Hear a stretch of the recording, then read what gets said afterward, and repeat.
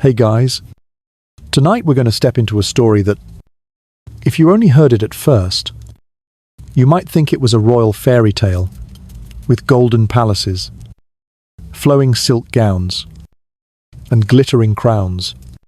But then, as you come closer, you'll realize that what waits behind those red velvet curtains is not splendor, but a body born of noble blood, yet soft as wax, bones like rubber, and inside that magnificent skull, a whole pool of water, quietly drowning the life of a queen.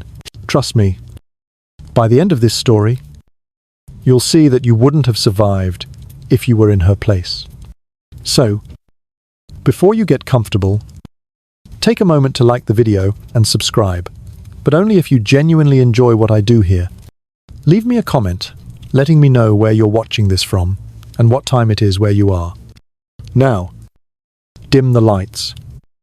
Maybe turn on a fan for that soft background hum, and let's ease into tonight's journey together. Close your eyes and imagine yourself standing in a long, damp, and cool corridor. The pale golden light of flickering candles casting shadows on mottled stone walls. Your footsteps echo, blending with the faint scent of incense and a trace of something indescribable, half like herbs, half like old medicine. At the end of the corridor lies a sealed chamber where a royal girl rests on a walnut-framed bed, richly carved, yet unable to sit up because her body is soft as dough. That girl is Jeanne, or as history calls her, Queen Jeanne II of Navarre. You know, in the 14th century, being born into royalty should have been a golden ticket to a life of luxury. But Jeanne was different. From infancy, her legs curved like two young willow branches. Her skull was unusually large and so soft that physicians of the time could feel the faint pulses inside simply by laying a hand on it.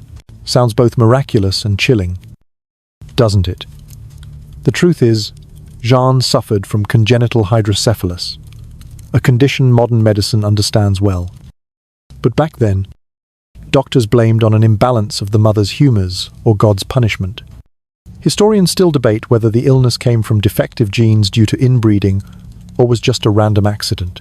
But when you look at Jeanne's family tree, full of marriages between cousins, uncles, and nieces, random feels a little hard to believe. You can picture her childhood like a beautiful velvet box locked shut. Jeanne grew up in rooms with embroidered carpets and stained glass windows, but she rarely went outside. Physicians in long robes took turns treating her with methods that sound terrifying today: cupping with horns, bloodletting to purify, or fumigations with herbs, so pungent even a cat would run away. And you, if you had lived then, might have pretended to faint just to avoid drinking that greenish medicine. And yet Jeanne survived. Not only survived, she became a queen. That was in 1328. When Jeanne was only 16, her coronation was not the grand feast you see in films. In truth, it was more like a political transaction. France no longer cared to keep her, so they married her off to a distant relative, Philippe d'Evreux, to maintain appearances and avoid trouble. Some records say Jeanne had to cling to a chair or a servant to take a few steps during the ceremony, but the crown was still placed on her head, heavy as though testing if her neck could bear it. Strangely enough, despite such a fragile body, Jeanne bore at least 7 children within 15 years. Hearing this, you might wonder, as I did, how could bones so soft endure so many pregnancies and births? It remains a medical mystery. Some researchers suggest pregnancy hormones temporarily strengthened her bones, but the theory isn't fully convincing. Either way, each time Jeanne survived childbirth, she became more of a living legend. And of course, the court gave her titles like God's miracle, though perhaps Jeanne just wished for a miracle to help her walk normally. But you know royalty, when they don't understand something, they turn it into a symbol. From the queen of soft bones, Jeanne became the miraculous queen. People stopped whispering about God's punishment and began praising her as proof of divine protection. Meanwhile, Jeanne lived with constant headaches, each heartbeat like a drum inside her skull. Occasionally, physicians had to use crude metal tools to puncture and drain the fluid. No anesthesia, no pain relief. Imagine that feeling. No. Better not. Or I'll owe you an apology for ruining your sleep. Still, Jeanne refused to be just a display symbol. Together with Philippe, she ruled Navarre, introduced economic reforms, strengthened the army, and preserved much of its independence against French pressure. You could say she proved that intellect was never limited by soft bones or a skull full of fluid. If social media had existed then, she would have been a trending strategy queen. Jeanne's life ended in 1349, likely from the plague, the Black Death sweeping across Europe. But the story didn't end there. After her death, rumors spread that her bones never decayed, that her spirit wandered, dripping water in the royal chapel. Of course, historians dismiss this as folklore, but to me, it feels like people simply couldn't let go of such an extraordinary story. If you look deeper, Jeanne was not just an individual, but the beginning of a chain of tragedies spanning centuries. Her illness and deformity weren't accidents, but the direct consequence of royal marriage policies, what they thought would preserve pure blood, but in reality was a genetic self-destruction loop. And ironically, in the bitter sense, even after seeing the consequences, dynasties kept repeating it, like someone staring at expired milk yet still drinking it, just because it's family milk. Do you want to know what happens when that cycle continues? Just wait a moment, because I'm about to take you into another story, where the protruding Habsburg jaws, crooked legs, and swollen skulls became the official symbols of power. And trust me, if Jeanne was the warning, what came after was the death knell no one wanted to hear. Take a deep breath, because from here, we're leaving Navarre and stepping straight into the world of the Habsburgs, a name that, at its mere mention, makes historians both excited and uneasy. If Jeanne was the prelude to a tragic symphony, then the Habsburgs were the crescendo, where notes were twisted by marriages looping and overlapping like a labyrinth. You'll meet Margaret of Austria, born in 1480, a direct descendant of a bloodline once proud of being pure, but in truth already rotting from within. At just 3 years old, Margaret was sent to France to become a future daughter-in-law. Of course, for politics, a tiny girl, barely done, learning to hold a spoon, was already learning to smile at ambassadors, like a living diplomatic gift. And if social media had existed, her hashtag would have been number exchange object. Just a few years later, the marriage treaty collapsed.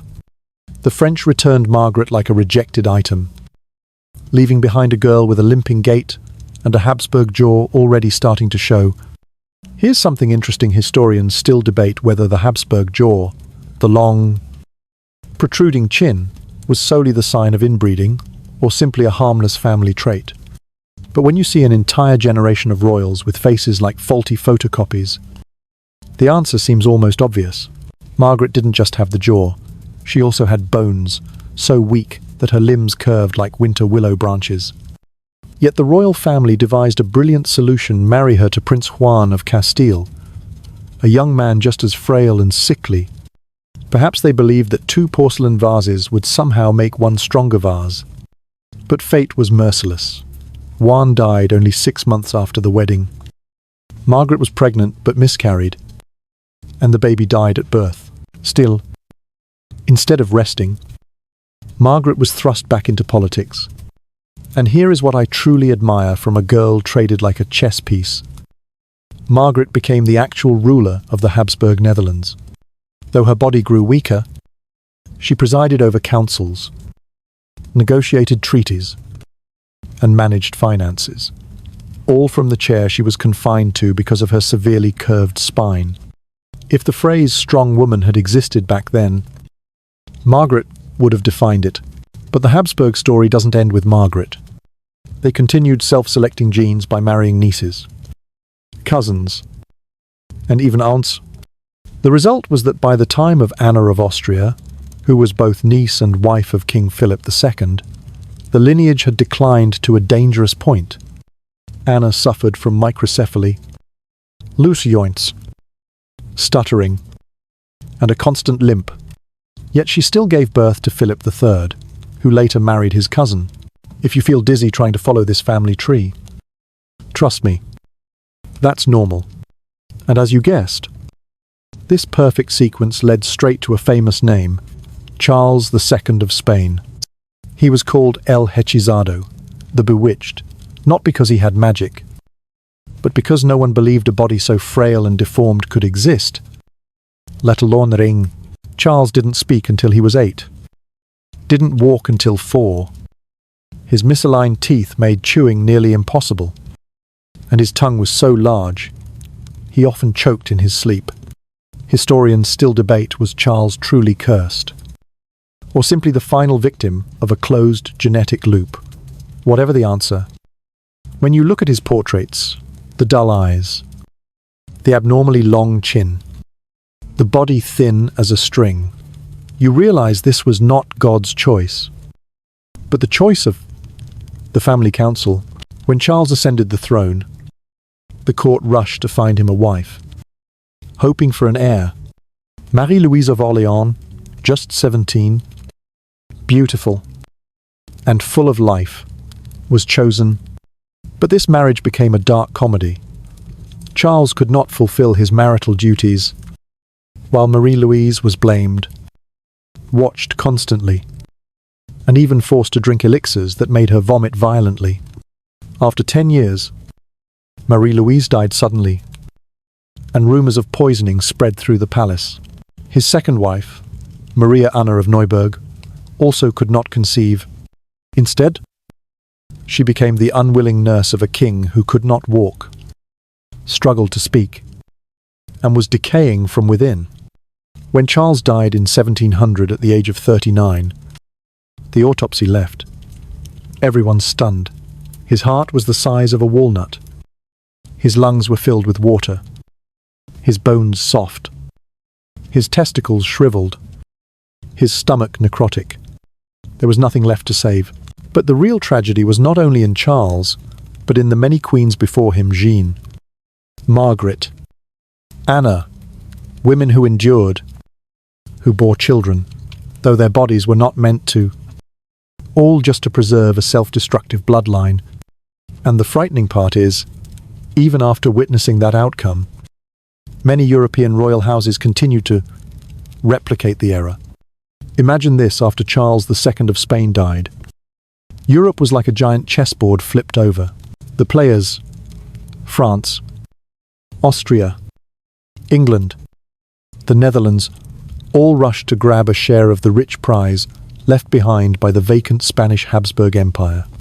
But few outside medical historians noticed that the root cause of that succession war was not only politics, but also a genetic case file hundreds of years long.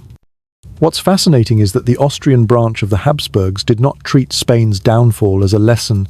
On the contrary, they continued to marry within the family, only now with more finesse, more ceremonies, more diamonds, and more flowery praises for a noble beauty that was, in fact, the mark of repeated genes.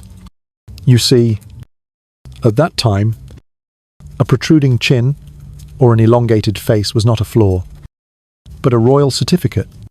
If Instagram had existed, they would have proudly used the hashtag number Habsburg jaw, and so came Maria Theresa of Austria, a resilient to intelligent queen who ruled vast territories, but at the same time served as the dynasty's biological factory: 16 pregnancies in 20 years.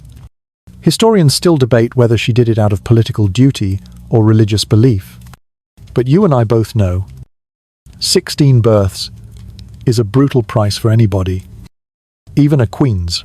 One of Maria Theresa's children was Marie Antoinette, the 14-year-old girl sent to Versailles to marry Louis XVI. And here is where two royal bloodlines, both already troubled, collided. Marie Antoinette may have inherited a narrow pelvis and a body structure unfavorable for childbirth, while Louis is believed to have suffered from phimosis, which made marital relations a years-long ordeal. And as always, instead of blaming the husband, the court blamed the bride. Picture this: every meal, every party, every public appearance of Marie Antoinette was scrutinized for signs of pregnancy. If she gained a little weight from a few extra pastries, rumors of pregnancy spread faster than influenza. And when she actually was pregnant, childbirth took place before dozens of people, because it was a state ritual. In other words, Marie Antoinette was nothing more than a public investment project that all of France had a share in. Meanwhile, as Marie Antoinette struggled with being wife and mother, in England, another royal disease was quietly spreading: haemophilia. It came from a single source, Queen Victoria. Did you know this disorder is passed down through the maternal line? When Victoria carried it, she unwittingly planted the seeds of disaster in royal families across Europe, from Russia to Germany to Spain. One of the most tragic consequences of this gift was Tsarevich Alexei, the only son of Tsar Nicholas II and Empress Alexandra Victoria's granddaughter. A mere bruise on his knee could make Alexei bleed to life-threatening levels. This plunged Alexandra into a state of chronic panic, leading her to Rasputin, a notorious charlatan, believing he could heal her son. And the rest? You know the rumors, the political plots, and ultimately a revolution, ending in the execution of the entire Romanov family. What chills me is that this chain of tragedies was not accidental. It was the direct result of a system that valued pure blood over health, saw women as genetic vessels, and treated deformities as royal insignia. Historians still debate whether, had the royals expanded their marriages beyond the nobility earlier, Europe might have avoided these devastating medical consequences. But the truth is, at the time, power and pride shackled those decisions like chains. Now we will leave behind the stories of soft bones and water-filled skulls of the medieval era and step into the early modern and modern age, where the illness of the throne no longer appeared only in jawlines, limps, or perilous births, but hid itself in the recesses of the mind, in obsessive habits, and even in political decisions tinged with pathological inheritance. Have you ever heard of Empress Elizabeth of Austria? Sisi, the woman praised as the most beautiful flower in Europe. Her image appears on stamps, coins, and romantic films, always with that graceful posture, 19-inch waist, and flowing long hair. But that was only the outward picture. The truth is, Sisi suffered from severe body image obsession, to the point of virtually starving herself throughout her life. Her daily diet consisted mostly of broth, fruit juices, and occasionally a few tiny slices of lean meat. Historians still debate whether this was the result of court pressure or an inherited eating disorder, since many Habsburg women had struggled with compulsive weight control. Picture this: a queen who always had to stand straight like a candle, exercise for hours, ride horses for dozens of kilometers each morning, and almost never let anyone see her eat. Her physical health gradually deteriorated, yet the nobility still praised her as graceful as a swan. Truly, sometimes compliments are nothing more than gilded traps. But it wasn't just Sisi.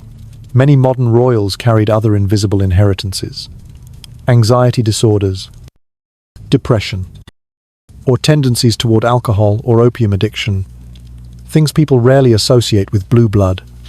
Take King George III of England, nicknamed Mad King George. Historians still debate whether he suffered from bipolar disorder or from a hereditary metabolic condition called porphyria. But whatever the cause, his delusions and loss of control directly influenced England's policies, including the loss of 13 colonies in America. It was very much a case of one man's headache. Uninterem pies ditsines. In Russia, we circle back to Queen Victoria's royal bloodline with haemophilia. The disease didn't just make princes like Alexei live in fear of every scratch, but also drove empresses into spirals of despair, seeking out healers like Rasputin.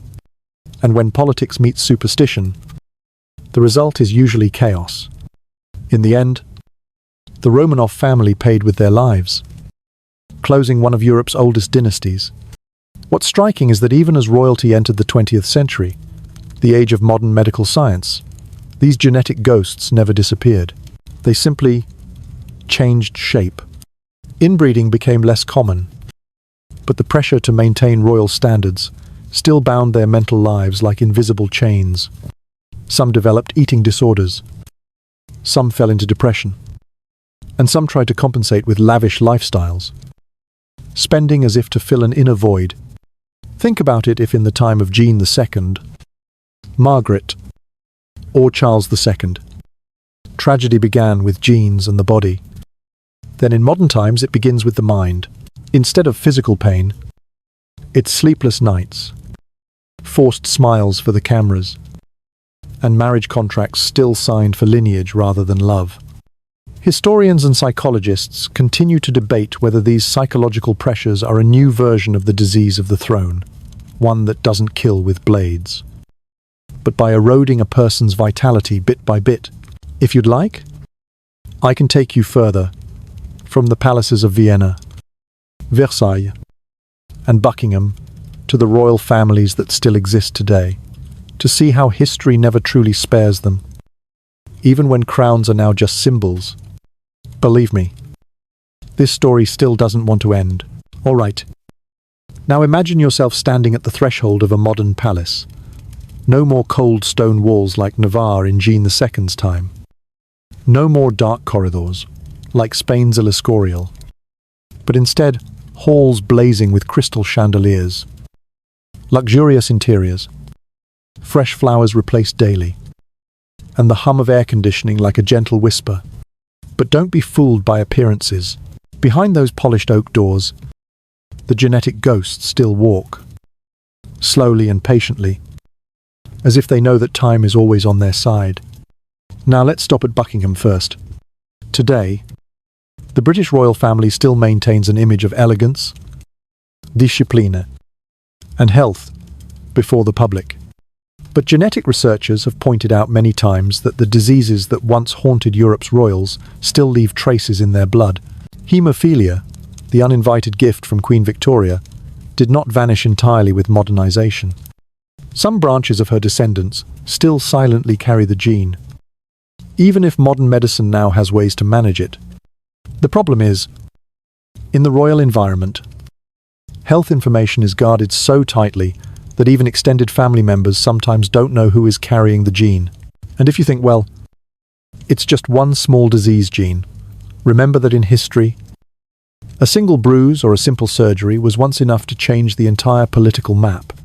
Historians still debate whether, if Tsarevich Alexei of Russia had not suffered from haemophilia, the Romanov family would have fallen into Rasputin's grip, and whether the Russian Revolution would have unfolded the way it did. Now, let's step away from Buckingham and head to Monaco, a place that at first glance seems unrelated to the disease of the throne.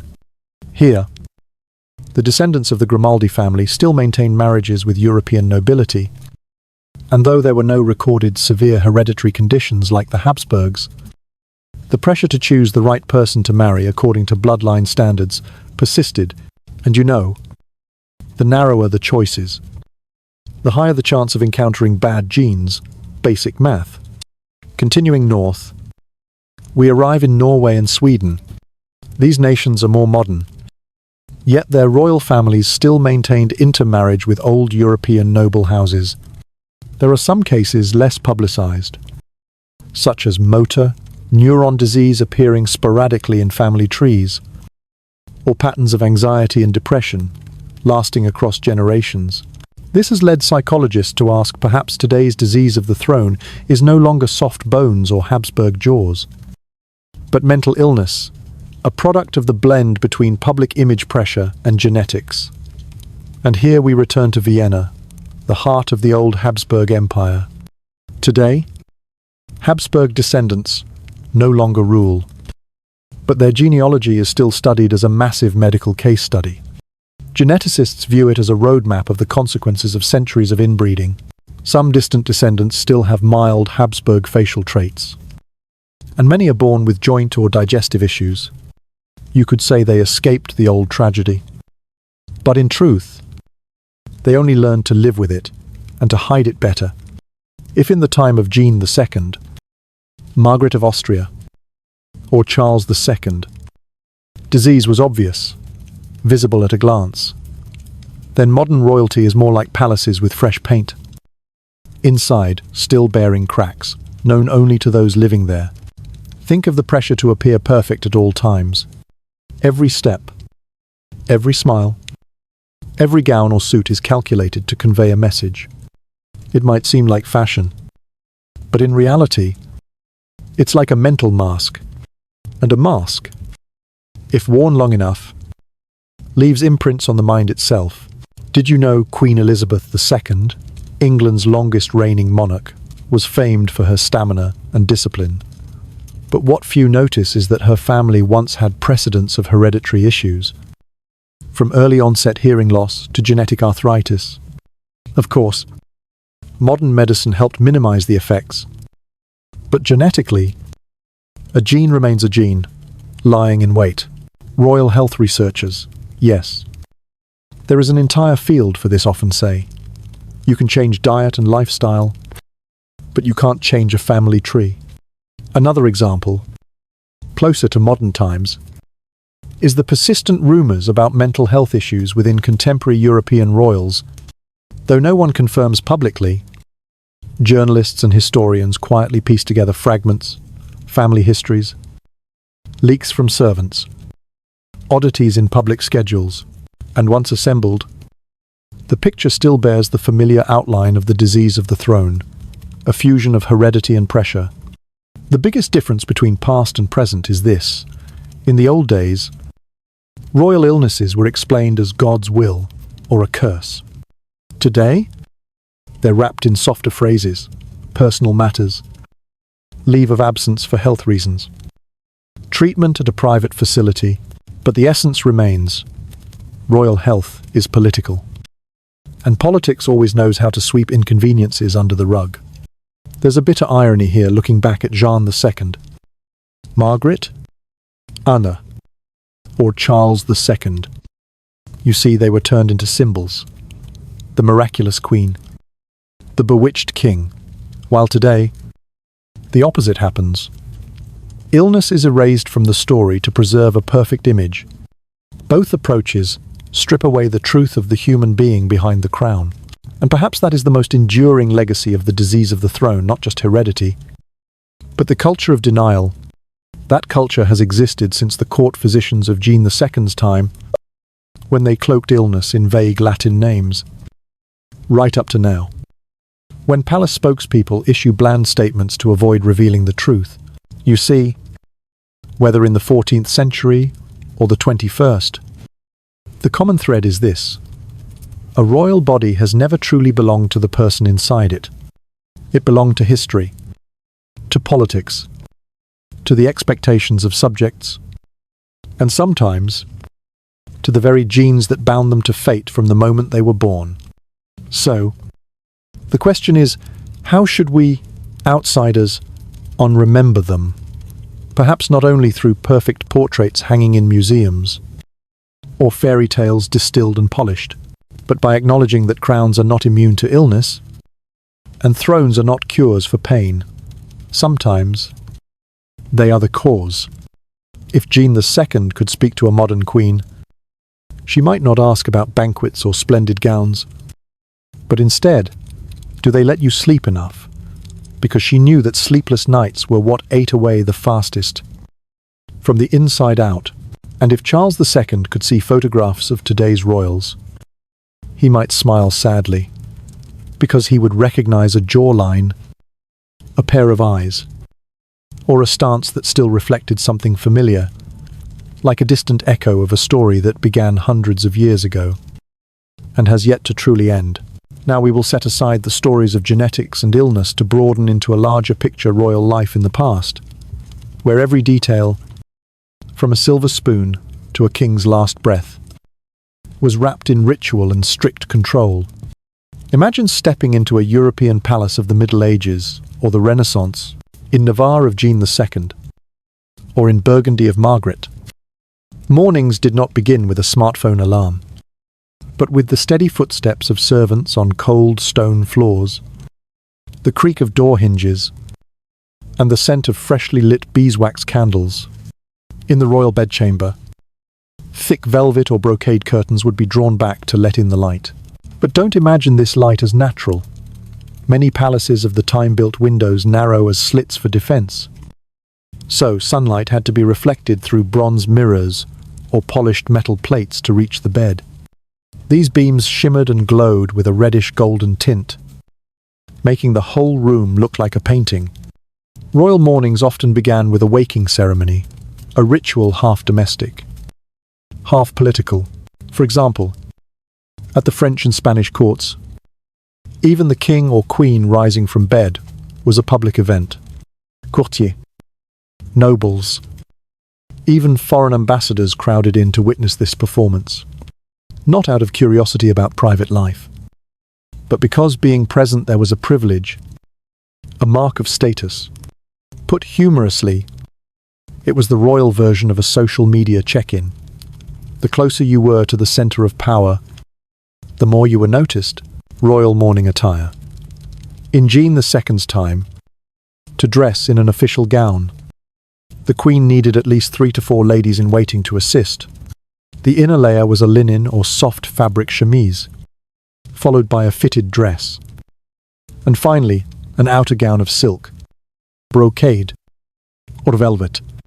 In some courts, the outer gown included stays or even light steel hoops to hold its shape, a fashion device that made the wearer look imposing, but also breathless. For men, like kings and princes, dressing was no less complex. The underlayer was linen, then a padded doublet for warmth, and finally a gold-embroidered overcoat.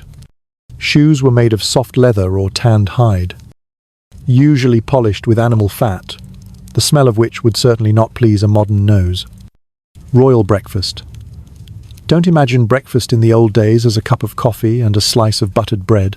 In the palace, breakfast could include cold meats, boiled eggs, cheese, white bread, a luxury at the time, and light wine or weak beer. Drinking water wasn't always safe, so diluted wine and beer were preferred. For royals with hereditary illnesses, this diet sometimes made bone and joint conditions worse. But no one dared speak of scientific nutrition back then. The audience ritual, after breakfast. Royals often entered a series of audiences. These were both work and performances of power. Audience chambers were carpeted, hung with ancestral portraits, and thrones placed on raised platforms to emphasize the difference in status. Everyone allowed in had to follow strict rules of bowing, posture, even the precise distance at which to stop. For queens like Jeanne II or Margaret, standing for long periods was torment due to their frail bodies. But ritual was ritual, whether dizzy or in pain. They had to smile. It was a form of mask of power, something that still exists today, only in subtler form. Entertainment and pastimes. Royals had no shortage of amusements: hunting, horseback riding, music, theatre. But this was not free leisure. It was a political tool. Each hunt could be a chance to bond allies. Each banquet a stage for secret negotiations. Each concert a display of wealth. For royal women, embroidery, music, and reading were safe and encouraged pastimes. Yet many intelligent queens and princesses used these moments for discreet political discussion. Jeanne II was said to have used literary gatherings to hear political news from envoys, while Margaret of Austria turned her music room into a place for treaty negotiations. Privacy, or almost none. One of the strangest aspects of royal life in the past was they had almost no concept of privacy. The king's and queen's bedchambers were constantly entered by physicians, servants, even high officials. Even the most private moments, such as childbirth or illness, took place before many witnesses. Royal childbirth was particularly public because the legitimacy of heirs had to be confirmed. Marie Antoinette once gave birth before dozens of spectators, to the point the room grew stifling, and she nearly fainted. Jeanne II, with her frail body, may have endured similar births, though history records no details, partly because such things were deemed inappropriate to preserve, and partly because those memories were ones no one wished to keep. All right, so now imagine yourself stepping through the great gates of a European palace in the past. Just as twilight falls, the night air outside is cool, but inside, candles and oil lamps are already lit along the corridors, casting flickering golden light on thick red carpets and walls hung with ancestral portraits.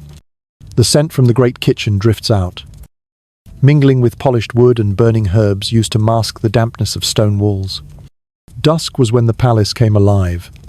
Servants moved quickly. Silk skirts rustled. Leather shoes tapped against the stone. In the kitchen, the head cook barked orders. Golden roasted meats were laid out. Freshly baked white bread, still warm. Plates of cheese and fruit arranged with care. Wine poured into silver flagons. The clang of metal rang as spoons.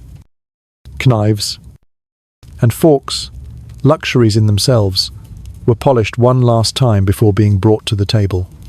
A royal dinner was never just about eating. It was a subtle performance of power. Who sat closest to the king or queen? Who was placed at the outer tables? All carried political meaning. A chair moved forward half a meter could signal a new alliance, while a chair pushed back might cause someone sleepless nights for a month. The sound of the lute or harpsichord played softly, not to drown out conversation, but to smooth its flow. Smiles exchanged across candlelight. Whispers just loud enough for one's neighbour. Knowing glances, all interwove like a game of chess. When dessert was served, special guests were invited into a private chamber of the king or queen. Gone was the noise of the great hall, leaving only a few servants standing back in the shadows. This was the moment when power was exchanged through a subtle phrase, a touch on the shoulder, or a vague promise. Clever queens knew how to use this time to gather information, probe allies' intentions, or plant gentle suggestions of an upcoming decision.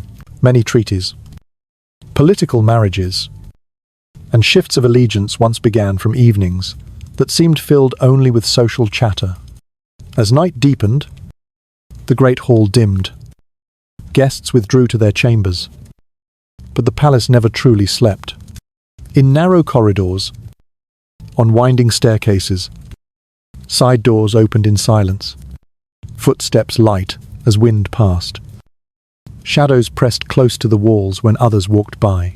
Servants, guards, and sometimes even royals themselves used secret passages to avoid watchful eyes. Letters were dispatched at night, sealed with wax, and carried by a rider leaving through a side gate, bringing urgent or secret news to far-off lands. In the king's private chamber, the going-to-bed ritual unfolded like a staged play. High-ranking courtiers were present to witness, for this too was a form of confirming authority.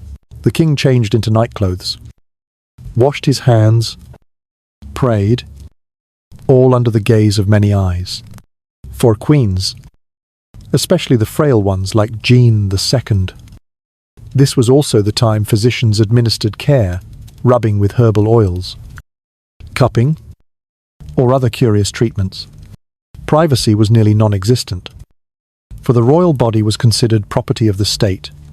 After midnight, on control of the palace temporarily passed to night, guards and duty officials. This was also the time when unofficial things often happened, secrets exchanged, bribes made, clandestine meetings held in rarely used rooms. In Madrid, under the Habsburgs, The guards were sometimes paid to ignore someone visiting the queen in private. At Versailles, hidden doors led to sealed corridors, straight to the chamber of a powerful figure, unseen by others. At night, the palace had its own sounds, wind whistling through cracks in doors, wood creaking as temperatures dropped, a cough or sigh from an adjacent room, hurried servant footsteps rushing to deliver tasks. Scents also drifted everywhere, burning candle wax, lamp smoke, herbs, mingling with the musty dampness of old stone walls. Many queens placed sachets of herbs beneath their pillows to sleep more easily and mask the unpleasant odour.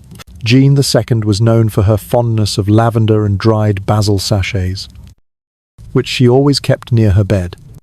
Around 2 or 3 in the morning, when most had sunk into sleep, the most secret affairs took place. Letters were hastily written, wax melted and sealed with the royal insignia. Messengers cloaked in dark garments departed swiftly through side gates. It was also the time of brief but decisive encounters that could determine the fate of a faction, for night was the best curtain for dangerous promises. Towards dawn, the palace finally grew still. Only a few flickering lights remained in guardrooms, and the steady snores of exhausted soldiers. Yet, even in the quietest moment, the air carried a tension, as though every wall, every curtain was listening. For in such a place, information was power, and power never slept. Dawn in the palace was unlike anywhere else. As the sun rose, its first rays slipped through long, narrow windows, reflected on polished bronze mirrors, and cast a warm but gentle light into the royal bedchamber. Servants' footsteps echoed on stone floors. Silk and brocade rustled. 3 soft knocks at the door signaled the hour of the rising ceremony. Servant entered, not to wake abruptly, but in a precise sequence, drawing curtains, lighting more candles if darkness lingered, opening windows to let in fresh air. In Navarre, during Jeanne II's time, the scent of dried herbs from the sachet under her pillow mingled with the morning air, forming a fragrance both light and slightly sharp. Physicians were present early, checking the pulse, asking about the night's sleep. For frail kings or queens, like Jeanne II or Margaret of Austria, this was the moment their condition was assessed to adjust the day's schedule. Yet it all unfolded as ritual, never as privacy. Dressing was a whole process. For queens, it began with a soft linen shift to absorb sweat, then a fitted inner gown, then an outer gown of velvet, brocade, or silk embroidered with gold. In winter, a fur cloak was added for warmth. Each layer was donned not only for protection, but as a declaration of status. Every stitch, every clasp, a message of power. Kings wore linen undergarments, padded doublets, then overgowns embroidered with heraldry, girded with leather belts. The shoes polished until candlelight gleamed upon them. Breakfast took place in a small dining room or private chamber. The menu might include white bread, a luxury at the time, fresh butter, cheese, boiled eggs, and light wine or weak beer. Water was not favoured for fear of contamination, so lightly fermented drinks were more common. Royal breakfasts were often more than sustenance. They would displays honey from distant lands, imported fruits, or rare spices like cinnamon and nutmeg, proof of wealth and vast trade networks. After breakfast came the morning audience. The chamber was carpeted, adorned with stately ancestral portraits, the throne set on a raised platform beside thick embroidered drapes for effect. Those coming before the monarch had to follow strict protocol, bowing, stepping forward a set number of paces, halting at the correct distance. For frail queens, standing long was a trial. Yet ritual required a straight back, a smile, and calm speech. This was when news from distant lands was reported, nobles' petitions presented, and even minor disputes brought before the throne. At midday, time was usually reserved for state affairs or councils. Kings and queens met with advisors, generals, and officials to discuss taxes, the army, and diplomatic plans. In the time of Jeanne II, such meetings could last for hours, interspersed with private conversations to probe one another's intentions. Historians still debate whether Jeanne II truly held decision-making power or was only a figurehead, but many records suggest she was perceptive, skilled at keeping Navarre from being completely manipulated by France. In the afternoon, if no major event was scheduled, the royal family might engage in leisure activities. Lutes, harps, or clavichords resounded in music rooms, poetry readings, board games, or embroidery took place in common halls. For kings, it could be horseback riding or hunting, not only for enjoyment, but also to display health and skill before the court. For queens, it was a time to receive noble ladies, exchange information, and sometimes host literary conversations that were both entertainment and discreet ways to gauge public opinion at court. As evening approached, the palace once again grew busy preparing for dinner, and the evening rituals. Candles were lit everywhere. Banquet tables, reset with dishes richer than at breakfast, roasted meats, stewed fish, roasted vegetables, pastries, full-bodied wine. The atmosphere was solemn, yet filled with subtle dialogues, probing glances, and suggestive smiles, all a continuation of the day's political chess game. And then, night fell again. What you saw the night before repeated itself: darkened corridors, secret passageways, letters dispatched under cover of night, clandestine meetings, the public going to bed ritual of the king, and schemes seeping into every shadow. The royal palace was a closed loop between light and dark, between splendor and intrigue, between ritual and suffocating lack of privacy. Tomorrow would begin again as today. Morning light, rising ceremonies, audiences, councils, entertainments, banquets, intrigues, on and on, day after day, until a major event, a wedding, a var, or a funeral, broke the cycle and created a new chapter in history. But whatever the chapter, the palace kept its rhythm, a world of luxury where everything, from a smile to a step, was calculated, and where power, like secrets, never slept. First, let's talk about food. Though royal banquets always looked like opulent still life paintings, in truth, the diet of the time was far from balanced. Meat was the mainstay, from beef, lamb, pork, and venison to pheasant and swan. Vegetables were far fewer, often appearing only as sides. Spices were used heavily: pepper, cinnamon, cloves, nutmeg, ginger, not just to enhance flavor, but to mask the odor of long-preserved meat. Imagine a stew cooked with strong broth, cinnamon, and cloves. Its aroma might seem fragrant, yet also a bit overwhelming. Desserts were the pride of royalty: sugar-coated pastries, honey-drenched fruits, almond candies, imported marmalades.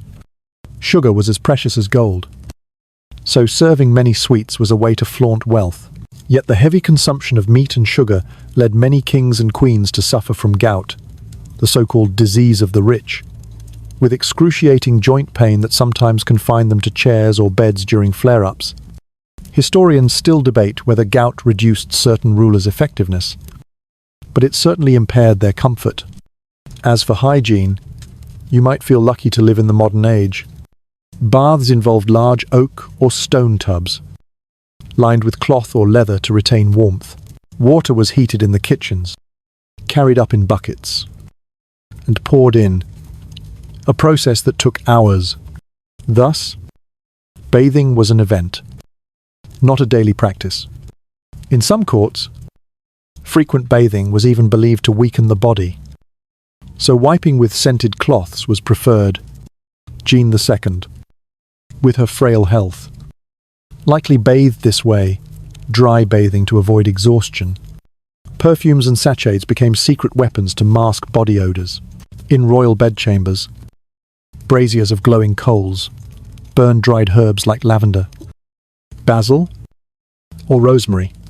Clothes and gowns were perfumed with essential oils or stored in chests with sachets. That's why entering a palace carried a distinctive scent, warm, sweet, yet tinged with smoke and dampness. As for sleeping habits, royal days often ended late with banquets and private audiences. Bedrooms were splendidly decorated, but don't imagine them as entirely quiet. Servants were always stationed outside, sometimes even inside, to serve or protect. Beds were built high off the ground, with small steps to climb up. Heavy curtains were drawn to retain warmth and create a sense of privacy, though, as you know, privacy in royal life was always relative. The secrets of royal bedchambers remain a favourite subject for historians. In France, the ritual of the coucher du roi made the king's bedtime a semi-public event, attended by high nobles. This both honoured the king and allowed courtiers to confirm he was in good health. Similarly, in many palaces, royal childbirth was witnessed by numerous people to ensure the child was indeed legitimate. Picture a queen in agony on the birthing bed, surrounded by dozens of robed figures, observing and recording. Privacy hardly existed at all. Royal life, therefore, was a chain of days filled with ritual, with rare private moments, usually spent resting, treating illnesses, or exchanging secrets. Yet even then, they were still surrounded by servants, physicians, and advisors. Their bodies, from meals to sleep to health, were all part of politics, and that is perhaps the greatest difference between royal life in the past and the romanticized image we often see in films. The crown was not just a symbol of power, but a burden, turning every aspect of life into a performance before the eyes of the court, and sometimes the entire world. Now, imagine a special morning in the palace, not an ordinary day, but a day of royal festivity. This might be a wedding, a coronation, or a victory celebration. Such occasions transformed the palace into a giant stage, where every brick, every silver spoon, every servant became part of a perfectly functioning machine. From dawn, sound filled the corridors. Servants rushed back and forth carrying rolls of silk, large vases of flowers, silver trays of fruit and wine. Cooks, who had begun preparations the night before, now tended the fires. Stewed meats, baked bread, stirred sauces. The fragrance from the kitchens spread everywhere, rich and smoky, thickening the air. In the royal chambers, the dressing ritual for the festival day was a complex process. For the king, it meant donning ceremonial robes, embroidered with gold and studded with jewels, so heavy that even moving required slow, deliberate steps. For the queen or royal bride, the wedding gown could weigh dozens of kilos, trailing so long it swept the floor, its train lifted by attendants to keep it clean.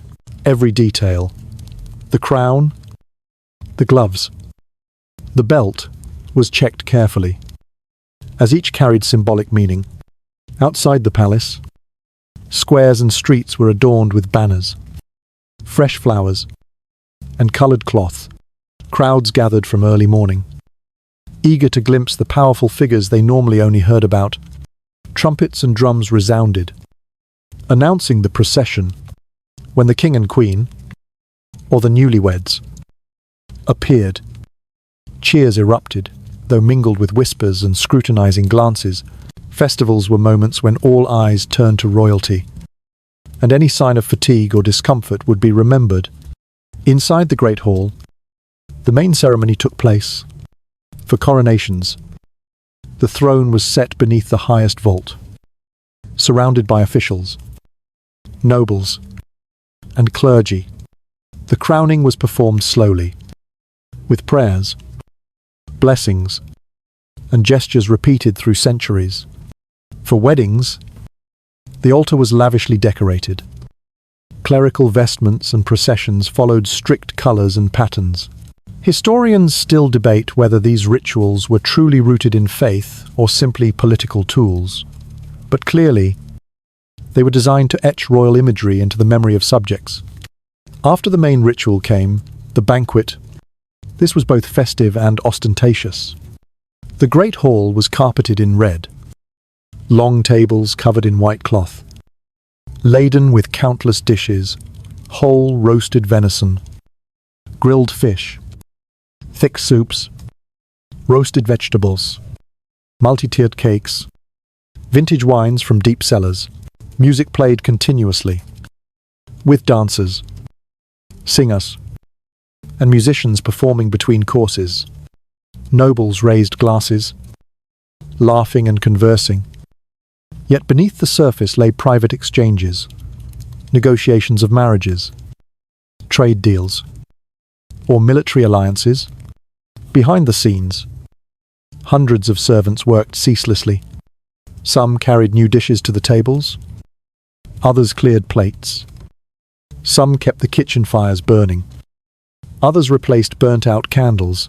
Private corridors linked the kitchens to the Great Hall, keeping order, and along them, news travelled faster than food. Who sat next to the king, who was placed far away, who the king had whispered to. As night fell, the atmosphere shifted to evening festivities. Fireworks in later periods or gun salutes thundered. In the palace courtyard, dances began. The king and queen, or the newlyweds, led the opening dance. Then nobles and guests followed. Thousands of candles reflected on jewels, silks, and radiant smiles. But, like all royal rituals, this too was a stage, where every step, every touch of a hand was observed and commented on. By late night, when the music ceased and guests departed, the palace sank into its false quiet. Servants began cleaning, folding tablecloths, gathering dishes, extinguishing candles. In empty corridors, quiet conversations continued between officials, trusted nobles, or servants carrying backstage news to their masters. And, as on any night, the true secrets never unfolded where the light reached, but in the shadows, where promises and plans were discreetly exchanged. A royal festival day, therefore, was the perfect combination of luxury, ritual, and politics. It left the people dazzled. But for those living inside the palace, it was also a day of hard work, of opportunities and risks intertwined, where one well-timed smile could alter destiny, and one mistaken glance could spark a crisis. And when it all ended, the palace returned to its familiar loop, preparing for the next day, the next ritual, the next act in the never-ending drama of monarchy.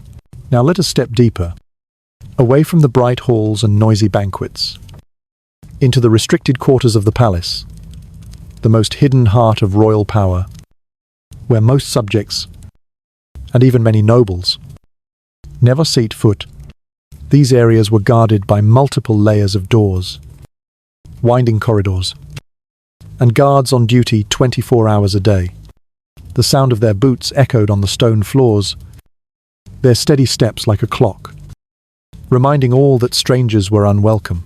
In front of each main door were massive locks of bronze or iron, sometimes with secret mechanisms known only to the royal locksmith and a few trusted courtiers. The first part of the restricted area was often the royal treasury.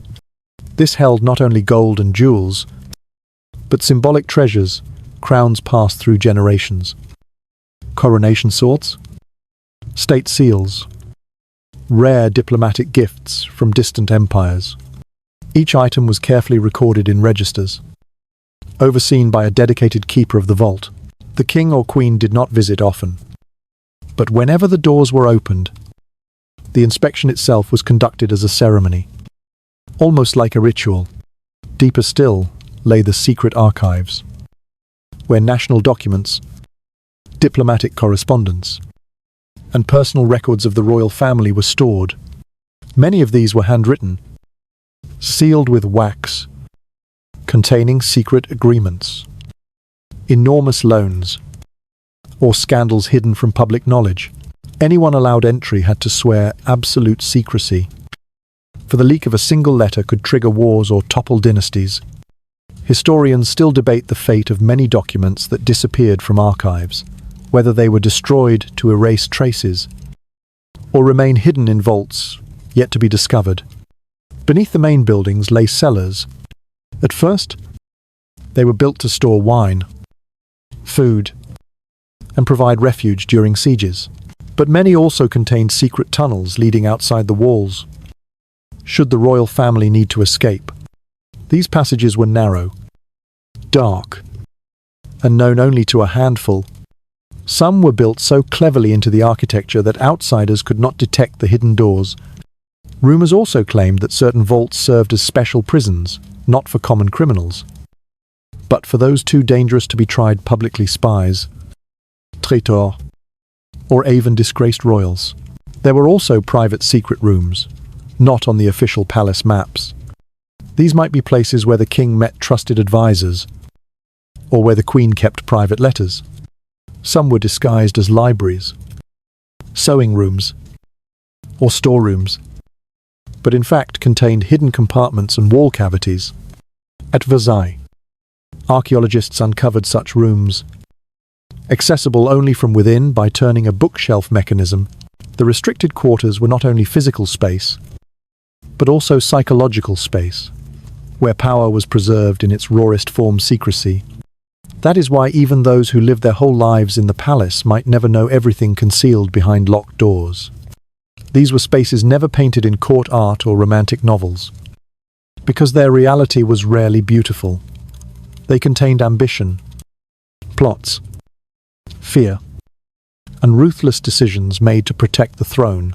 And when you stood there, among walls meters thick, under the flickering glow of oil lamps, you would realize something: the glittering feasts above never revealed royalty, who survived thanks to things most subjects would never see. It was darkness that preserved the light of the throne. The harem was not merely the residence of the queen, consorts, and princesses, but the soft center of palace communication. Here, power was not wielded through swords or seals, but through words, tact, and networks of influence.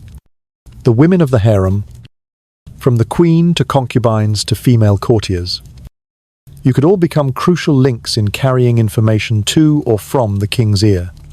A morning in the harem began with sounds much softer than those in the great halls outside. The swish of silk skirts across wooden floors, the sound of warm water poured into silver basins for washing, the scent of rose or lavender oil spreading.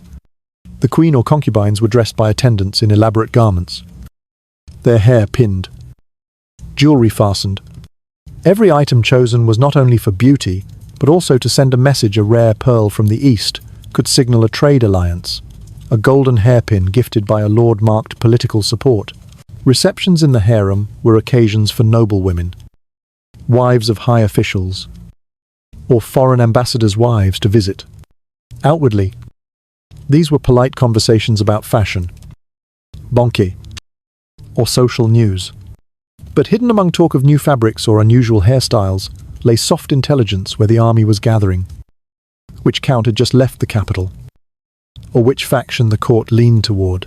Astute queens like Margaret of Austria used the harem as an informal council chamber, where she could gauge the mood of factions without stepping outside.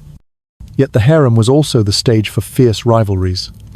A woman standing in the king's eyes determined her number of attendants, the quality of her rooms, even her personal safety. A malicious rumor could cause a concubine's downfall. A clever gift could elevate her status. The web of factions in the harem was as complex as a strategy game: who allied with whom, who secretly supported whom, who acted as a go-between carrying letters or whispers beyond the palace walls. Historians still debate whether these struggles stayed within the harem or shaped national policy, but evidence shows that a whispered word at night could alter the king's decision by morning.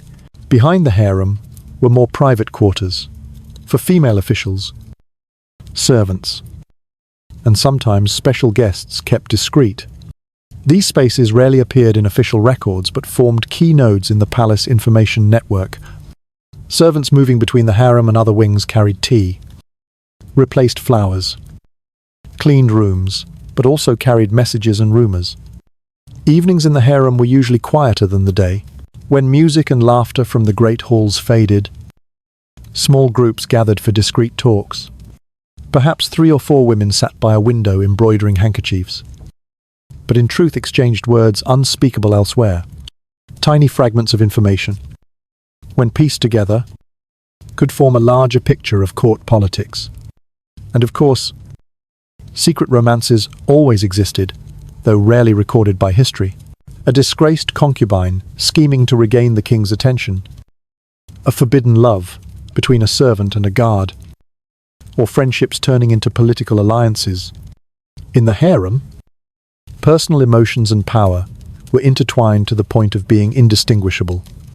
When you left the harem, walking through corridors of light and shadow, you would realize one thing: the palace was not only where orders were issued, but also a living network of conversations, promises, rumors, and silent calculations. Sometimes the greatest decisions were not made in council chambers or throne rooms, but in an embroidery room, amid soft laughter and the sound of needles touching thread. The administrative heart of the court usually lay in another wing of the palace, far from the harem and living quarters. Here, mornings began, not with silver bells or harps, but with the rustle of paper, the grinding of ink, and the hurried footsteps of officials. Even the smells differed. Instead of lavender or sandalwood, one smelled ink, the wood of large tables, and sometimes the wax of candles burning all night for drafting documents.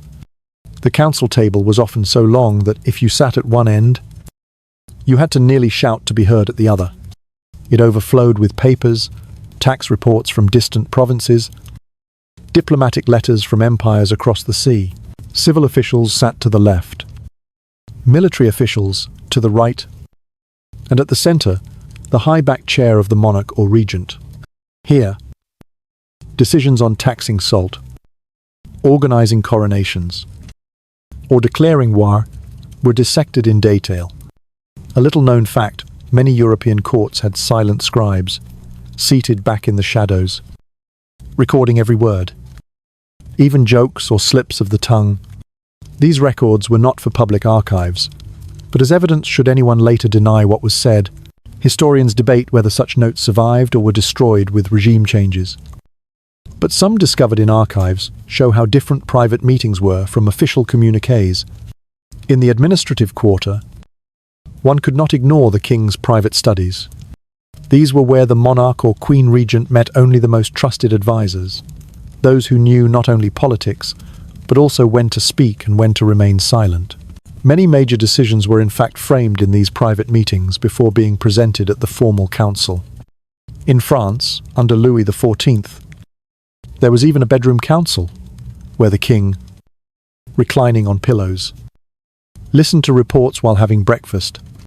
This led many to believe that sometimes the kingdom was ruled from the mattress. Foreign envoys were an important part of this picture. When they came to the palace, everything from how they were welcomed at the gate, the uniforms of the guards, to the type of wine poured, carried a diplomatic message. A lavish banquet could subtly declare we are rich and strong, while a simple reception might instead show we don't need to flaunt to be confident. Envoys often brought gifts, And gifts were never just gifts.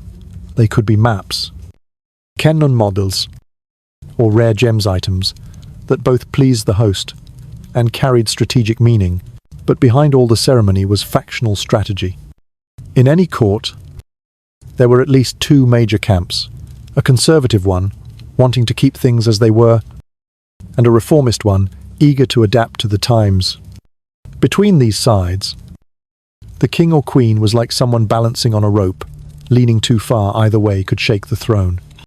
That's why intermediaries, skilled at reconciling and mediating, became indispensable links. Sometimes, the battles in the court were not as loud as on the battlefield, but far more brutal. A phrase misinterpreted, a letter not delivered on time, or a meeting exposed could end an official's career overnight. And as you stepped out of these chambers, walking through the long hall lined with portraits of past kings, you would feel it clearly. Power here was not what everyone saw in ceremony, but a whole intricate web of information, loyalty, and timely silence. You have followed me through the long, shadowy corridors of the palace, from the soft, rose-scented harem, where whispers could alter destinies, to the tense council chambers, where every word of a decree was weighed more carefully than silver or gold. We have sat with consorts by the window embroidering handkerchiefs, listened to ministers debate endlessly by candlelight, and stood in silence before the solemn portraits of departed monarchs. Perhaps you've realized by now, royal life in the past was not only about splendor, feasts, and absolute power, as outsiders imagine. It was also about hidden networks of emotion, caution, and choices made under hundreds of watching eyes. The most beautiful consort was not necessarily the safest. The strongest king was not always the freest. In the palace, everything had a price, from a hairpin to a nod in the council chamber. And then, night fell. The palace too slept. Heavy doors closed. Guards changed shifts. And light from oil lamps spilled out like tiny stars. Footsteps grew fewer. Conversations faded, leaving only the sound of wind slipping through cold stone halls. Our characters, queen, consorts, officials, envoys, each returned to their chambers, carrying thoughts they could not share, plans they could not reveal, and vague anxieties for tomorrow. You know, the strange thing is that no matter which era the story belongs to, human emotions remain startlingly familiar. We too have days when we must choose our words, moments when silence is wiser, and times when we stand before difficult choices. The difference is, you and I don't live in a palace, watched by 1,000 eyes. But sometimes, the pressure from the outside world still feels like balancing on a thin rope. So, as we close tonight's journey, I want you to breathe slowly. Imagine yourself standing on the highest balcony of the palace, gazing down at gardens sinking into the night. No more music, no more debates, only the star-filled sky and the faint scent of night flowers. All the scheming, all the power struggles, they stay behind closed doors. Here, it's just you and peace. If today you too feel as though you've walked through a palace full of turbulence from its darkest corners to its brightest halls, then it's time to let it all sink into silence. Put down the weight. Let your mind rest.